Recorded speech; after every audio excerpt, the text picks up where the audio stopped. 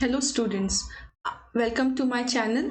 आज हम इस वीडियो में देखेंगे कि एक स्ट्रिंग हमारे पास होगी और उस स्ट्रिंग में से खाली जो कैपिटल में जो लेटर्स लिखे हैं खाली उनको प्रिंट करेंगे as a output. So let's start with the video. आपके सामने ये क्वेश्चन है, write a program to print only upper case character from a string. ठीक है, तो सबसे पहले हम डिक्लेयर कर देते हैं क्लास और क्लास को एक नेम देना है। तो मैं फिलहाल लिख देती हूँ अपर केस, तो मैंने लिख दिया यू केस। ओके, मैंने एक नाम दे दिया क्लास को और इसके अंदर हमने डिक्लेयर कर दिया हमारा function public static void main. ये फंक्शन जो हम बेसिकली सारे प्रोग्राम्स में लिखते हैं, क्यों लिखते हैं ये फंक्शन हर प्रोग्राम में? क्योंकि जावा में एग्जीक्यूशन ऑफ द प्रोग्राम इसी फंक्शन से स्टार्ट होता है। ठीक है, अब हम एक स्ट्रिंग को या तो स्कैनर क्लास यूज करके आप यूजर से ले सकते हो। इस वीडियो में हम स्कैनर यूज करके ही हम स्ट्रिंग एक एक्सेप्ट करते हैं। ठीक है, तो जब भी आप स्कैनर यूज करोगे आपको लिखना पड़ेगा इंपोर्ट। आपको एक क्लास को, अगर आप स्कैनर क्लास यूज करना चाहते हो तो आपको उसको इंपोर्ट करना पड़ेगा। इंपोर्ट के लिए आपको यूज करना है java.util। आप ऐसे लिख के डॉट स्टार भी लिख सकते हो या फिर खाली स्कैनर यूज कर रहे हो तो आप खाली स्कैनर भी डाल सकते हो। ठीक है, java.util.scanner।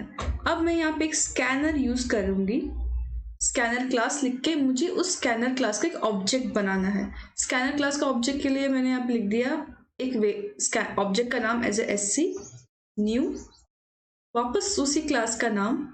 आप देख सकते हो मैं क्लास का नाम हमेशा कैपिटल लिख रही हूँ, तो यहाँ पे भी आप क्लास का नाम जब भी लिख रहे हो यहाँ पे स्कैनर, वो कैपिटल में ही आना है। ठीक है, और यहाँ पे system डॉट इन, ये डॉट इन का मतलब you are going to take a input, for that you are using this scanner object. ये स्कैनर ऑब्जेक्ट से अगर अभी मैं क्या लूंगी, एक स्ट्रिंग लूंगी, तो ये ऑब्जेक्ट का नाम लिखना है dot next line. Next line क्यों यूज करनी है? नेक्स्ट लाइन वाला फंक्शन यूज होता है टू एक्सेप्ट अ स्ट्रिंग। जैसे आप स्ट्रिंग एक्सेप्ट करोगे आपको स्ट्रिंग को कहीं स्टोर करना है, तो स्टोर करने के लिए मैंने एक वेरिएबल ले लिया स्ट्रिंग डेटा टाइप का, जिसका नाम मैंने लिख दिया str। ओके, तो स्ट्रिंग लाइन एक फंक्शन है जो हमें क्या इनपुट लेने में हेल्प करेगा, that will help us to take a input as a string. और जैसे ही हमें इनपुट मिलेगा हम उसको किस में स्टोर कर रहे हैं, str में। ओके, अब हम हमारा मेन प्रोग्राम का लॉजिक देख लेते हैं। खाली अपर केस में जो स्ट्रिंग यूजर एंटर करेगा खाली वो वाले कैरेक्टर्स ही आउटपुट में डिस्प्ले होंगे। तो मैं यहाँ पे एग्जांपल एक ले लेती हूँ। समझो कि यूजर ने एंटर किया कंप्यूटर, यूजर ने एंटर किया कंप्यूटर। ठीक है, तो अब हमारे आउटपुट में क्या डिस्प्ले होना चाहिए, खाली सी, क्योंकि बाकी सब तो स्मॉल लोअर केस में है और खाली सी इज इन अपर केस। तो जब आप एक एक कैरेक्टर को चेक करना होगा आपको कोई कैपिटल है या नहीं, तो आपको पता है कि स्ट्रिंग के अंदर इंडेक्स स्टार्ट होता है 0 से और उसका लास्ट वाले का इंडेक्स क्या होगा, जो भी इसकी लेंथ होगी इस स्ट्रिंग की -1, वो उसका लास्ट इंडेक्स होगा। तो सबसे पहले तो हमें लेंथ पता होनी चाहिए, तो ही हमको लास्ट कैरेक्टर का इंडेक्स पता चलेगा।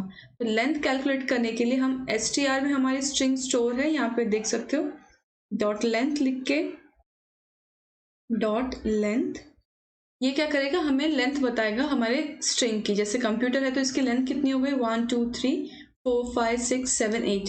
सो 8 is the length of the string. तो वो 8 किस में स्टोर हो जाएगा, n में, और ये इंटीजर, इसलिए मैंने यहाँ पे इंटीजर डेटा टाइप मेंशन कर दिया। ठीक है, अब हम यूज करते हैं फॉर लूप, क्योंकि हमें हर एक कैरेक्टर को चेक करना है। तो हमारा फर्स्ट कैरेक्टर है इंडेक्स 0 पे, राइट, तो i इक्वल टू 0, और लास्ट कैरेक्टर कहाँ तक है, n-1। मैंने n-1 मतलब लेंथ -1, क्योंकि मैंने n में ही इसकी लेंथ स्टोर की है। ठीक है, ये होने के बाद i++, क्योंकि हम हर बार एक नए कैरेक्टर के पास जा रहे हैं 0 से लेके लास्ट इंडेक्स तक। तो अभी हमें सबसे पहले एक एक कैरेक्टर को चेक करना है कि वो अपर केस में है कि नहीं। तो चेक करने के लिए सबसे पहले हमें एक कैरेक्टर निकालना होगा, राइट। कैरेक्टर निकालने के लिए आपको क्या करना पड़ेगा, str में हमारी स्ट्रिंग स्टोर है, आप यहाँ से देख सकते हो str, जिसके अंदर हमारी स्ट्रिंग स्टोर हुई है, डॉट कौन सा फंक्शन यूज करना है for taking out one character? Char at function, A is capital, और हम हर बार आई एक ऐसा होगा जिसके अंदर नए कैरेक्टर की इंडेक्स होगी। पहले 0 होगी, दैट मीन्स फर्स्ट कैरेक्टर, फिर 1 होगा आई का वैल्यू, सेकंड कैरेक्टर, ऐसे करते करते वो लेंथ -1 तक का कैरेक्टर वो हर बार विजिट करेगा। ठीक है, तो जब भी कैरेक्टर यहाँ पे वो एक्सट्रैक्ट करेगा, हम उस कैरेक्टर को स्टोर कर देंगे एक वेरिएबल में, जो हम यहाँ डिक्लेयर कर देते हैं एक वेरिएबल सी, जो कैरेक्टर स्टोर करेगा।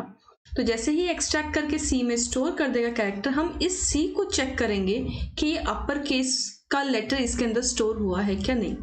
वो चेक करने के लिए हम लिखेंगे if character dot is uppercase, that means you are asking a question, is uppercase, you are checking whether it is uppercase, what c uppercase है क्या? c means c के अंदर जो स्टोर है वो कैरेक्टर, ओके।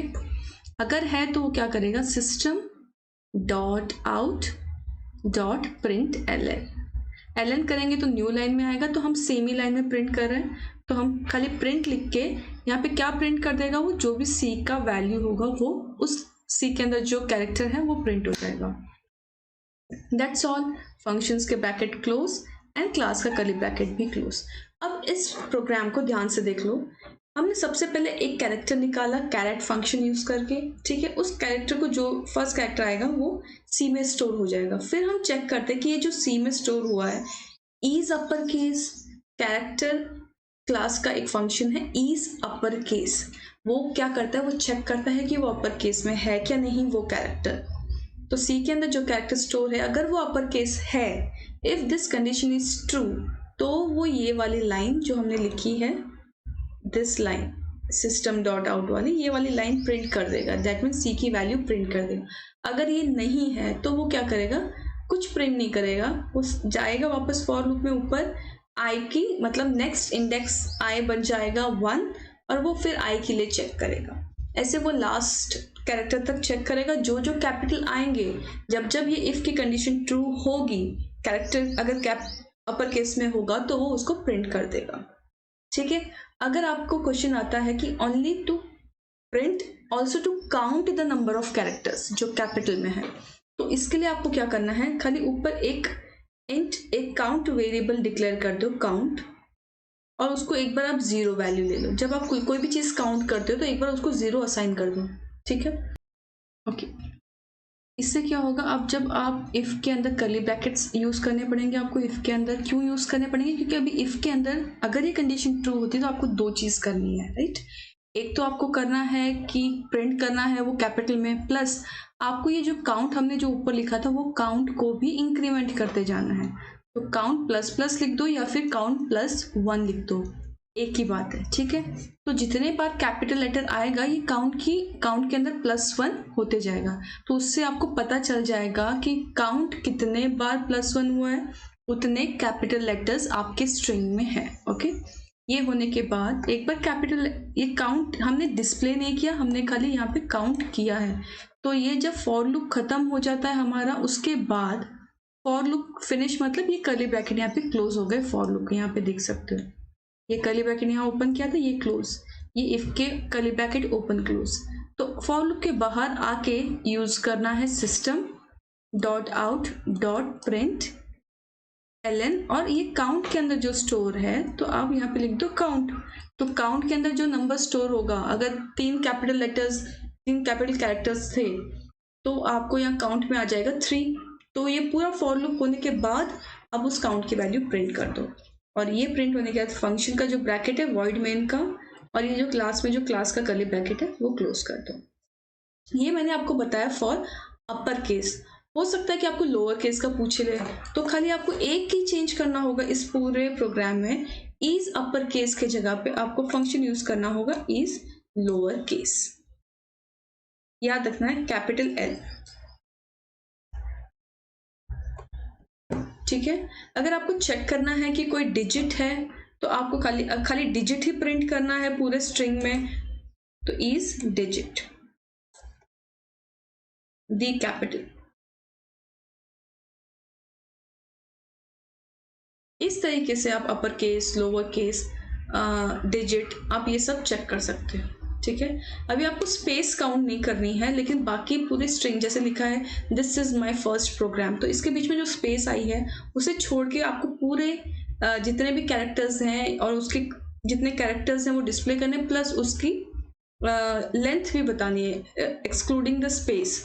तो आप लिख सकते हो इज डिजिट, इज लेटर और digit, is letter L capital, digit D capital.